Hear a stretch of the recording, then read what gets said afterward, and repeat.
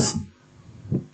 तो पहला क्वेश्चन जैसा कि आपके स्क्रीन पे दिख रहा होगा कि आफ्ताब की हमें दो चर वाले रैखिक समीकरण है, तो हमको याद रखना पड़ेगा दो चर में हम लोग x और y की बात करेंगे कि x और y यानी दो चर से जो समीकरण बनेगा उसको हम लोग दो चर वाले रैखिक समीकरण कहते हैं। जैसे कि ax प्लस by प्लस सी बराबर 0 के फॉर्म में अगर कोई भी अगर एक नंबर आ गया जहाँ पे a b बराबर 0 नहीं हो तो यह दो चर वाले रैखिक समीकरण होंगे।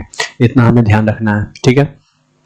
जहाँ पे a और b 0 नहीं हो दो चर वाले रैखिक समीकरण होंगे। तो ये रहा आपका इस टाइप से ये समीकरण बनता है। तो हम लोग आज समीकरण बनाना सीखेंगे और उसको गणितीय रूप में लिख के उसको ग्राफी विधि से हल भी करेंगे। तो पहले हम लोग देखेंगे कि जैसा कि क्वेश्चन कह रहा है कि आफ्ताब अपनी पुत्री से कहता है कि 7 वर्ष पूर्व मैं तुमसे 7 गुनी आयु का था। तो सबसे पहले हम लोग मान लेंगे कि किसी का आयु x और किसी का आयु y। तो मैं माना कि आफ्ताब की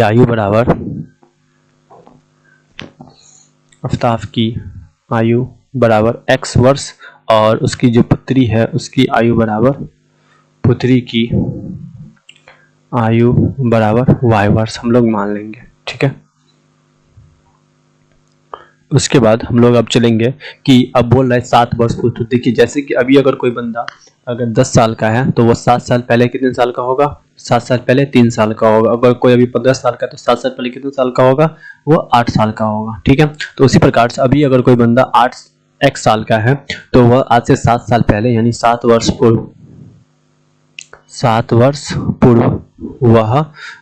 पूर्व अगर हम देखेंगे तो आफ्ताब कितने साल का होगा, आफ्ताब की आयु कितने साल हो जाएगी, x माइनस 7 साल हो जाएगी। और उसकी जो पुत्री है उसकी जो आयु हो जाएगी वो हो जाएगी y माइनस 7। अब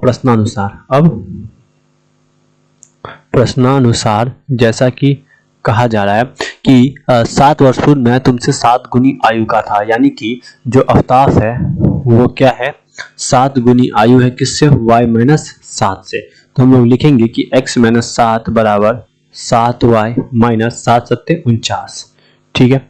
इसको अगर हम लोग इसी तरीके से हल करते जाएं तो जो मेरा इक्वेशन बनेगा वो बनेगा x, ये 7 इधर चला गया तो x माइनस 7y, फिर ये माइनस 7 प्लस 49 बराबर 0, ठीक है। तो अगर हम लोग और लिखना चाहे तो लिख सकते हैं x माइनस 7y प्लस 42 बराबर 0। ये समीकरण फर्स्ट हो गया, ठीक है।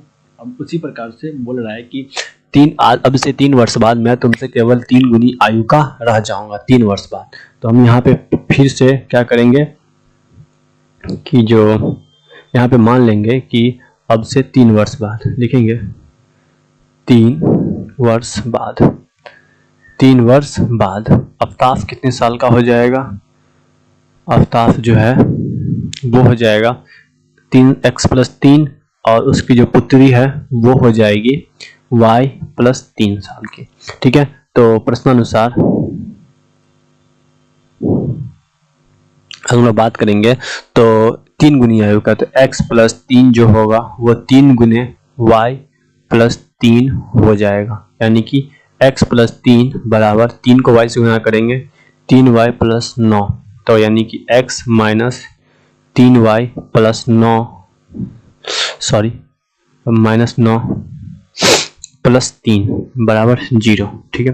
तो यानी x माइनस 3y बराबर क्या, ये 9 में से 3 गया 6, इधर जाएगा तो प्लस 6 हो जाएगा। ये समीकरण 2 हो गया।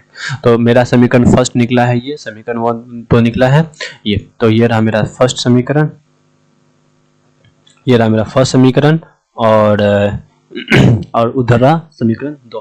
तो हम लोग दोनों को अब बोल रहा है कि इसे बीजगणितीय रूप में करके अब इसे ग्राफी रूप में भी हमें रिप्रेजेंट करना है, ठीक है।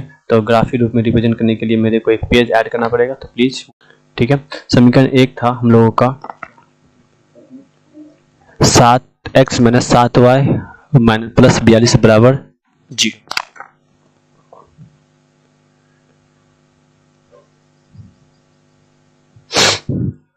x माइनस 7y बराबर माइनस 42 ठीक है, तो हम यहाँ पे क्या करेंगे, वैल्यू पुट करेंगे।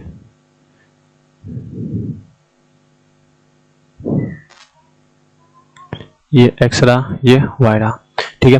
तो हम एक बार x बराबर जो है वो 0 रख लेते हैं। x बराबर 0 रखने पर x बराबर 0,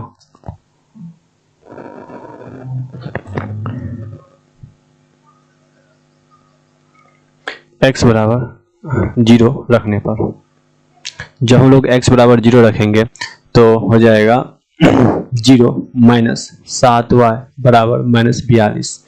ये माइनस से माइनस कट गया, अब बचा हमारे पास y बराबर 42 बट्टा 7, यानी कट के कितना हो जाएगा 6, यानी x अगर हम लोग 0 रखेंगे तो y 6 आ जाएगा, ठीक है। उसी प्रकार से अगर हम लोग चाहें तो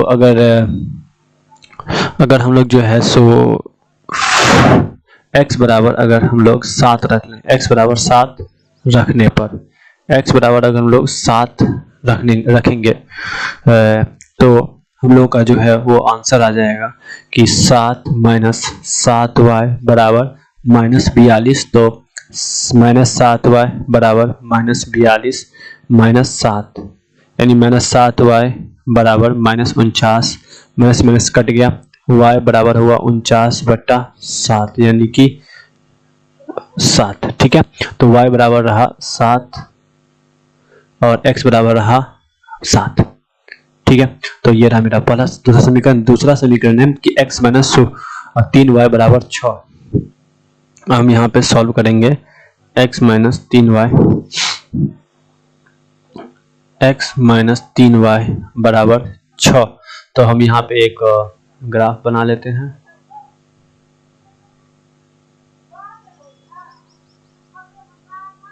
ठीक है, तो x बराबर 0 रखने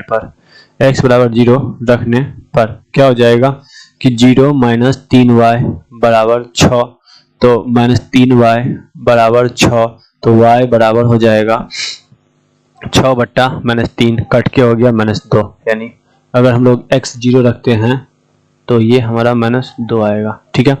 उसी प्रकार से एक बार हम x बराबर 6 रखने पर जब हम लोग x बराबर 6 रखेंगे तो 6 माइनस 3y बराबर 6, तो माइनस 3y बराबर हो जाएगा 6 माइनस 6, यानी कि माइनस 3y बराबर 0, तो y बराबर भी हो जाएगा 0 बट्टा माइनस 3, कट के हो जाएगा 0, यानी अगर हम लोग y 0 आ जाएगा कब, यदि इन केस 0 आ जाएगा, अबे यार, ठीक है, कब, जब अगर हम लोग जो है सो x बराबर 6 रखेंगे तब। तो अब हम लोग इस पर चल रहे हैं कि हम लोग का क्या क्या वैल्यू आया है। हम लोग चलेंगे अब नेक्स्ट पेज पे। अगले पेज पर मैं इसका जो है, एक मिनट, ठीक है, यहाँ मैं 0 भर लूँ।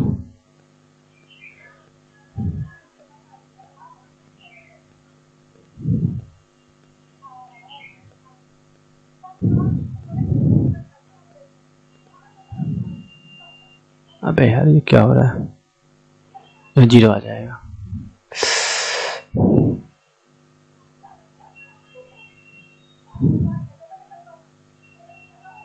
ठीक है, यहाँ 0 आ जाएगा। अब हम लोग इसका अगर वैल्यू निकाल रख लेते हैं,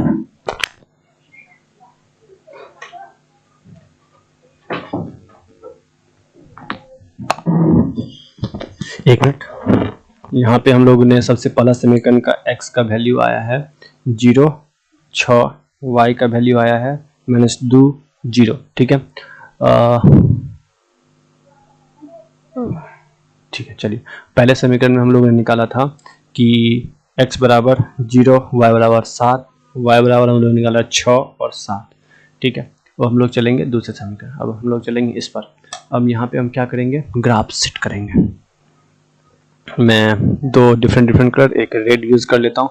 जैसे कि पहले समीकरण के लिए था 0 और 7, तो x बराबर, यानी ये 0 हो जाता है, ये हम लोग जानते हैं, ये x है, ये x डैश है, ये y है और ये y डैश है, ठीक है। अब यहाँ पे हम लोग जो है वो x के लिए 0, x 0 इधर नहीं जाना है, ऊपर y 6 जाना है, तो y 6, यानी यहाँ पे जो आएगा, ठीक है, यहाँ पे जो आएगा वो हो जाएगा मेरे पास 0। अबे यार ये क्या कर दिया मैंने, ठीक है सॉरी। हमने जो पहला समीकरण माना था वो हमारा पेन था, ठीक है। चलिए पहला समीकरण है 0 - 2, यानी कि x 0 लेना है, y -2 लेना है, यानी ये, ठीक है। यहाँ आएगा 0 - 2। उसके बाद हम लोग का आया था 6 और 0। सही तो निकला था यहाँ पे पहले के लिए, 2 2 4 2 2 4 2 6, यानी यहाँ पे आया था, ठीक है। यहाँ पे आया था 0 6, ये दूसरे समीकरण के लिए है।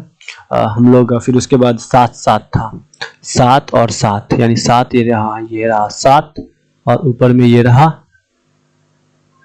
7, यानी यहाँ पे आया 7 7, ठीक है।